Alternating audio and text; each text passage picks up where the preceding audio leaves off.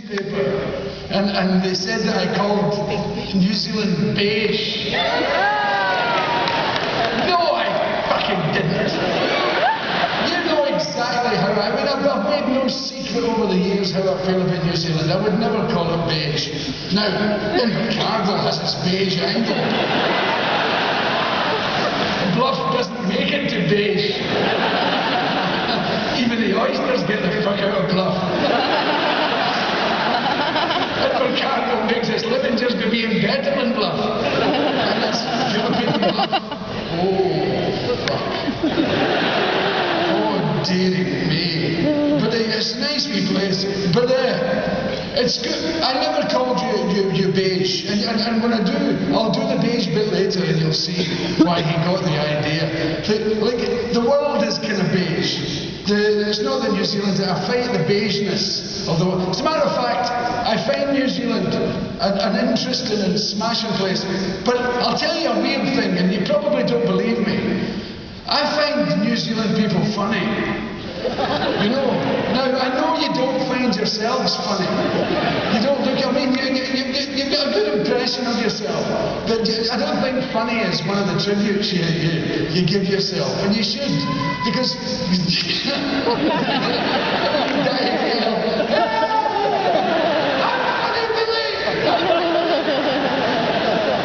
but you're funny in a lovely way, in a very unconscious kind of way. But people have said things to me since I came here, and I really find it funny. I was in where there was a Nelson, and the cleaning lady at the hotel, the day after the concert, she had been to the gig and she said, "Oh, you were great last night." And I said, "Thanks very much." She said, "And I was sitting beside 4 lesbians, and they seemed to enjoy it too."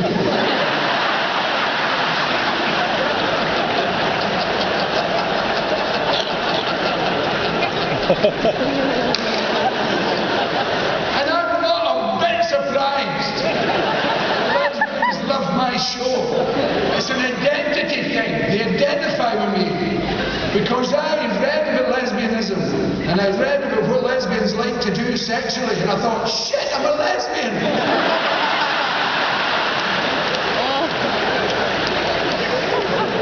So I knew they would get off on it.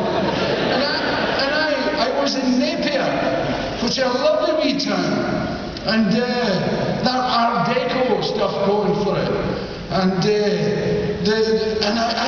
I was wondering how it came to be, how Napier came to be there. You know, like, you can look at Auckland and you can see, you know, with the bay and the docks and the thing, that you can see why people would dock there and then gave birth to the place and tra-la-la. Or Hamilton to being a farming, dairy farming area. Or you can see, you go to places where there used to be mining or thing, you can see the history and the thing. But with Napier, it's just like nice. It looks as if it arrived in kit form. It was a tourist idea. It's just like fucking splendid looking. And I was in an Indian restaurant there, and a wee man came over to me, a wee New Zealand man, and he had a beige cardigan on. Well, he had a cardigan. It might have been grey. And I'm a great cardigan man myself. I have several beige cardigans at home, which people have given me over the years. But there's a great style in Scotland you never see here among the old guys. The woolen cardigan, it'll never catch on, it'll never be fashionable. It's the woolen cardigan with a waistcoat over the top. With the woolly bit sticking out with the pockets full of stuff.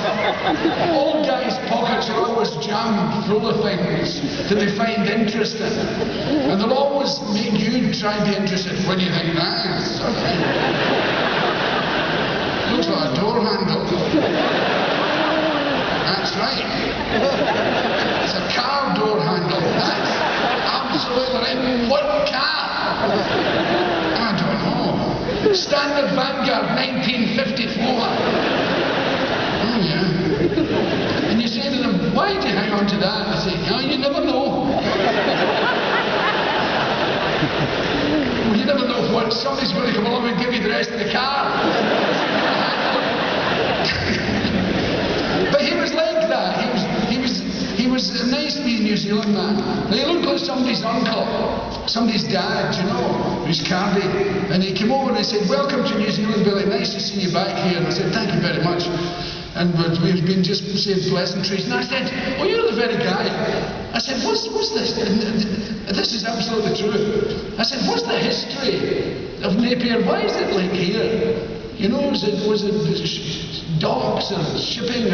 He said, and this is his exact answer. It used to be an island in a swamp. 1930, earthquake, whole place rose 9 feet, the rest history. I don't fucking think so. It makes sense, it rose 9 feet. It sounds to me as if the town came out of the swamp, you know, ready made. But it's brilliant. And I'll tell you another thing. Invercargill, I'm always taking the piss about Invercargill. And I like Invercargill. I love performing there. It's not, well, I don't know if I'm in a rush to buy a house there, but I met a Scottish guy there, and years ago, and he was with his wee girl, and I said, what brought you to Invercargill? I think he got me wrong. You know, I think I must have sounded like, what brought you to Invercargill? You know, but I'm sure I said, what brought you to Invercargill? And he said, great place! Great place! Fabulous! Great! I said, I'm sure you're right. I said, what do you do? What is the plenty to do here! Plenty! I said, like what, for instance? She says, well, just take this morning. This morning, for instance, I was out with my wee girl. I showed her the new Pizza Hut. I thought, oh, fuck, is that it? And we talked a bit more. And I must have said something else to upset her. I do that. I kind of get I get on people's nerves sometimes. And I don't mean to. I mean, he says, well, I've been all over the world, he says. And this is a great place, in my opinion. I said, where have you been all over the world? He said, oh, I've been all over. He said, I've been in Bahrain. I've been in Singapore. I've been in Bombay.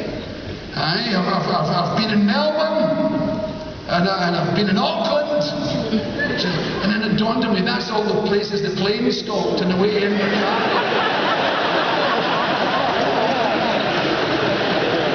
Well, I'll tell you my favourite Invercargill story. I was doing a concert about 20 years ago, and I mentioned, I was talking about homosexuality, and I was using the word poof. I wasn't using it in a derogatory way, but I always liked those Glasgow guys, those effeminate gay guys with the pink slacks and similar lisps and all that. Guys who would meet in coffee stalls late at night when you were on the way back from gigs, all those poncy walking, those guys who walk like that. You know, the walk always intrigued me. I always thought, why do they walk like that? And I thought, how did they arrive at that? Did they say, well, I'm gay, I better get myself a decent walk here? Or were they coming home from work one night and went, oh fuck, look, I must be gay?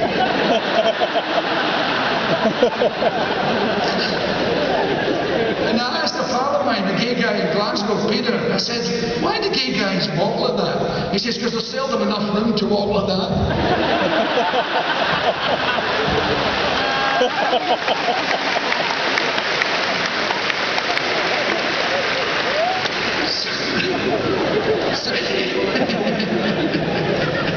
So I was talking about, I said, what happened to all the poofs? I said, because, or if you read books with the word poof in it, the plural is poofs with a V. Poofs. But nobody says poofs. So I said, what happened to all the poofs? I said, I think those gay guys with the moustaches and the tartan shirts beat the shit out of them and chased them out of town. And we were talking all about that, the disappearance of the poof. And it was great and blah, blah, blah. Following morning, I was leaving my hotel. And this happened, I promise, with my hand on heart. There's a wee box in the lobby of the hotel. Mr. Connolly, the guy left this for you last night.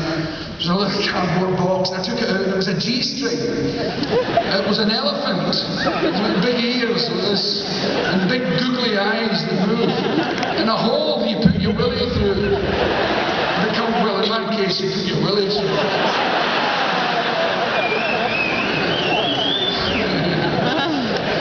I'm only kidding. There's like a knot in a mosquito stick. So, and the big grub your ass. And there was a wee note with it that says, "To Billy from the only proof in Invercargill."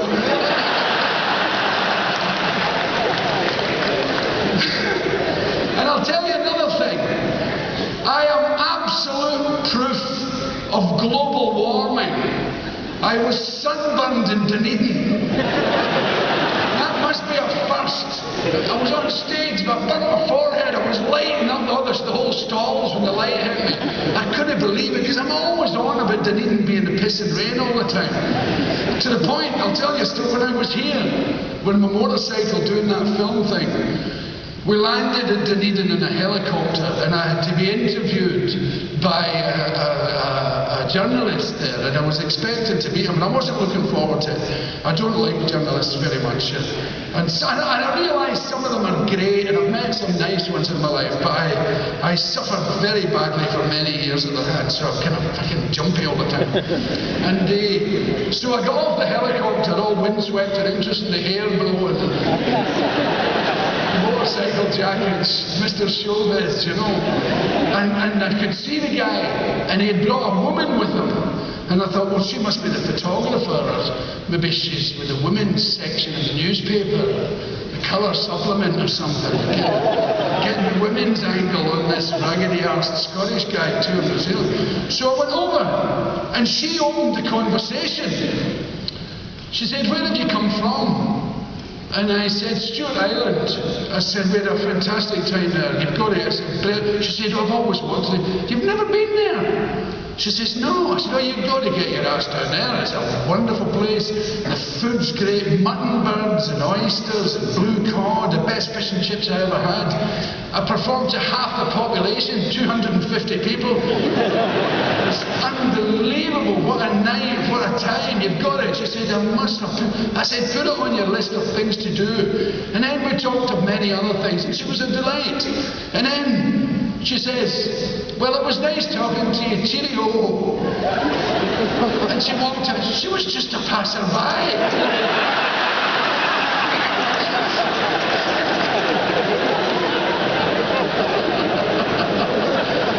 She just found it interesting. A helicopter was going, "Oh." She said, "I'll stand beside this guy. He obviously knows what he's doing." The guy was really pissed off. So I was cheerio, and I said, "Who was that?" He says, "I don't know." And I really missed her. She was so much more interesting than him. And he's a real weenie willy, you know. Well, bloody fucking blah, blah, blah. And then he gave me one of those, "Well, Mr. Connolly." And I thought, oh, fuck, here he comes. They've always got an angle, you know. Mr. Connolly. It's like when your parents give you your whole name, you know, full title, deep shit. Like, "Billy Connolly, come in." Oh, fuck, I'm going to get a hide. The only thing worse than the full title when your parents are shouting on you is the fragmented words. When the words, when they're so angry, they only say bits of words. They say, "Billy, get down off